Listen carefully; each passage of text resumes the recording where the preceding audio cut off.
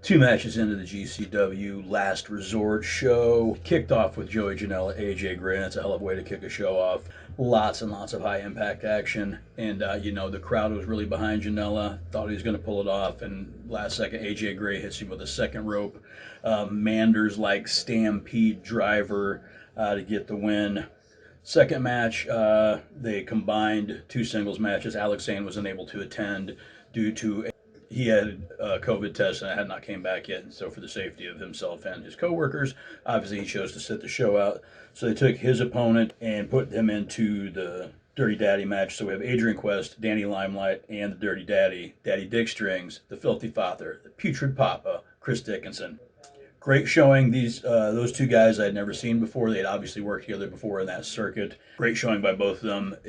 But Dickinson just overall just looked like a monster. At one point, he had both up and slammed them both, and then turned them both at the same time with a single crab.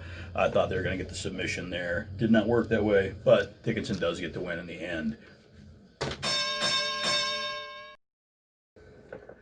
Match 3, Matt Justice versus the legend ECW's Sabu, which is pretty cool because Matt Justice so embodies that original old school ECW mindset and how he approaches everything. So it's good. It looks like Sabu may have injured himself in this match. I know he just had a hip replacement recently. It was a little slow, but yet, it was still a good match. Sabu with the win. You saw the classic moves, Arabian Face Buster, using the chair for the springboard into the corners. Lots of door damage, traded spears back and forth, and overall, really enjoyable. It's good to see Sabu in the ring anytime. Following that, Elena Black, someone I just became aware of pretty recently. She just actually showed up on AEW last week or 2 weeks ago. Had quite a few matches during the collective, and I saw her at a Black Label Pro show right prior to that. Her opponent, Alley Cat, the third Second Gear crew member to show up today, which that's pretty good. They're repping deep. I don't know if Manders is on this card or not. I didn't have him listed from the prior. Also, Elena Black, Alley Cat was not in the preview because didn't have that information at the time, so I couldn't give it to you. And that's why they say card subject to change. Anyway, Alley Cat gets the win. Really, really good match. I really, really enjoy both of these girls' work, and I look forward to seeing where the rest of this card goes. So we're waiting for the KTB Juicy Fanau match, and apparently, as you can see, there's no signal from the venue right now. This happens. That's why it's live TV. Accidents happen. The good thing is, I own this. I can watch it anytime I want, right on Fight TV. If you haven't got to watch one of these shows, please do. They're less than $15. They're well worth your money. They're great talents, and it's just a nice alternative to the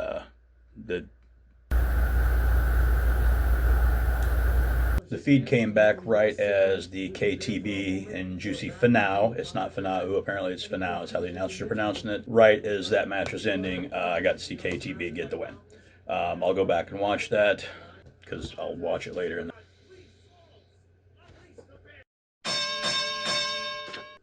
Holy shit. Death match with Jimmy fucking Lloyd, a different boy, and Eli Everfly. I've never seen this guy. He's very young. This was his first death match, and he did a great job. Some great spots that I saw on that. The Spanish fly to the outside through the barbed wire covered board that was set up on the chairs. A top rope Canadian destroyer through a table by Everfly on Jimmy Lloyd, and Jimmy Lloyd grabs the W with a running tombstone pile driver into the light tubes. Really great showing for Eli Everfly, and another great Jimmy Lloyd match. What I have listed for on the card, I apparently didn't have the full card when I started this, so I don't know what's coming up next. But wow, Atticus Kogar from 44-0. Going against Schlack. I've only seen Schlack a few times, but he is a beast of a man. He looks as if Brian Cage came out of the penal system. He's just a big, well-built, all tatted up, just violent son of a bitch. A lot of light tubes in this. Good amount of blood. Gotta love a double dose of death match. Double dose of death match. Double dose of death match. Gonna say it right. Gonna say it right. So yeah, this show's been really, really good so far. I don't know how many times GCW's been in California. Um, I'm assuming they'll probably do some stuff there throughout the winter season, as the temperature for the East Coast and Midwest is obviously not beneficial for outdoor events. Also noticed that there is not intermissions for a lot of these shows lately, and I'm just going to assume that it's because of the amount of time they spend cleaning the ring, sanitizing, just keeping everything safe, and that's eating into the time frame that they have for the pay-per-view event, and therefore the intermission has been absolved, as there's lots of tiny intermissions instead of one long one.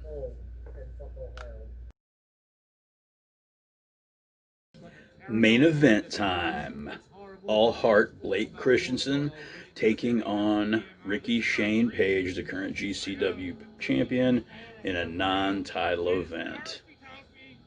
This guy.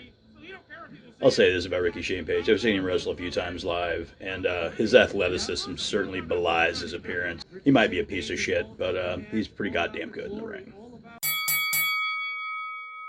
Main event Ricky Shane Page, Blake Christensen. Ricky Shane doing the classic heel stuff. He's a real deal heel. You know, the dive outside the ring, the delay, the do the whole nine. He is a fantastic wrestler, and he, relies on all that. That's whatever it is. Blake Christensen is one of the most talented dudes on the circuit today. He's been wrestling in Japan. He's wrestled all over the United States. I don't see how it's long before somebody tries to throw a big money contract his way, and that's great for that. It also sucks when we lose one of ours to the dark side, as it were. The match was great, all the high spots. But of course, as he hits Aaliyah and is getting ready to go for the pin, Atticus Kogar from 44-0 decides to show up, distracts him, and Ricky Shane Page gets the choke breaker for the W. I think Kevin Gill said it great on the way at the end of the show when he said, "Peace out and fuck 44-0." Oh yeah, that fuck Ohio chant all the way to California has it gone. Overall, another standout show from GCW. There's a reason they are game changer wrestling. I have yet to see a show of theirs that I have not just absolutely enjoyed. It's well worth the money to spend on the pay-per-views. They're just a damn good product. They put on a great show. They have loaded with talent, and they really do. It's so much a better give and take with the fans and the talent than you get with the mainstream product, where it's those people are just like, for lack of a better term, they're beyond us as a fan. Whereas these guys here, they're down to earth, they're humble, and they're appreciative of the fans. And that to me is just a far more real experience, and I just enjoyed a lot more. This is Ortega Latrobe, aka Craig Owsley, signing off for today's report on The Last Resort.